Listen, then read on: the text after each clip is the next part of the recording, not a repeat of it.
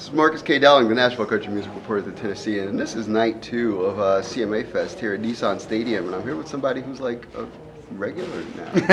Yeah. Are you tired yet? No, I love it. Don't lie. Yeah, no, it's got to be taxing. No, I'm not tired I've at all. been here for 3 days, and I'm ready to play. Right, hell yeah. But so talk to me about having stadiums full of people now who legitimately appreciate your music. That's what it's all about. Yeah. I mean, that was the dream from the beginning. Right. Is people that care about the music that you create.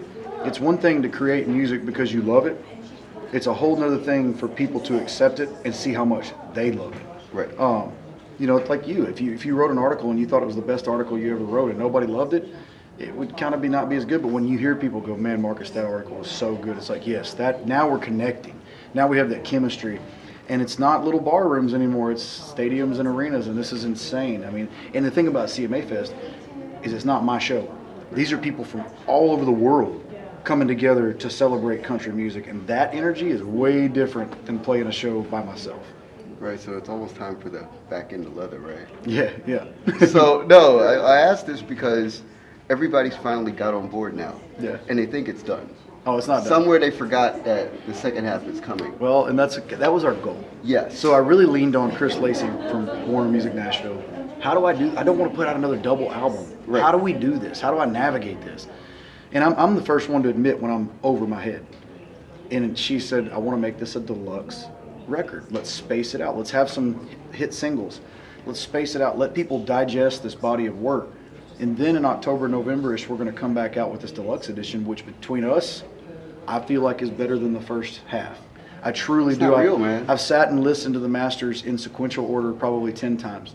And I think that there are more potential #1 singles and more sing-alongs and things on the second half of this than there was on the first half. And I'm extremely excited about it. That says so much. So talk to me about the family community. I was just talking to Ashley McBride about this, where it's not just writing songs about family anymore, but it's literally about the next generation of country stars all being intertwined in this weird familial sort of sense, where it's like you and Jelly are close, and you and Hardy are close, and then you and Reba are close, and then, you know, like Terry Clark gets involved, and it's a whole wild thing. So talk to me about just being able to have that kind of connection with people. Well, when you have good people like that, when Garth Brooks reaches out and calls your phone and talks to you about stuff, when Reba reaches out, or Ronnie or Kix, or Terry Clark, that generation of country music stars are reaching down to my generation. And Luke Combs and I just had this conversation not too long ago. We are in that class of, we have the potential to, you know, me, Laney, Jelly, that whole strip of guys and gals right there that are really doing it. We have the potential to be those stars someday that get to reach down and pass it down to a younger generation. I was like, it's very important. You know, we're all excited about riding the ride, right?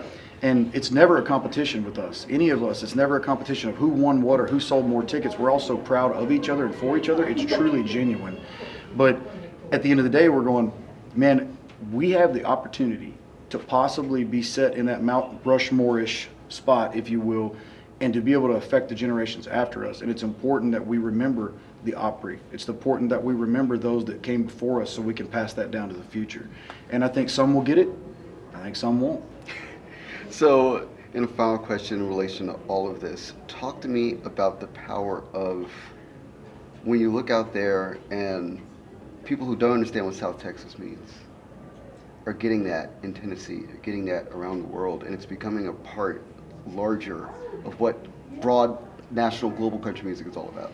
Man, you know, Texas country music has lived for a long time. Yeah. Long before me. I mean, you can go back to Guy Clark and Jerry Jeff Walker and Robert O'Keefe and those guys that really sharpened the sword of what country music is in Texas.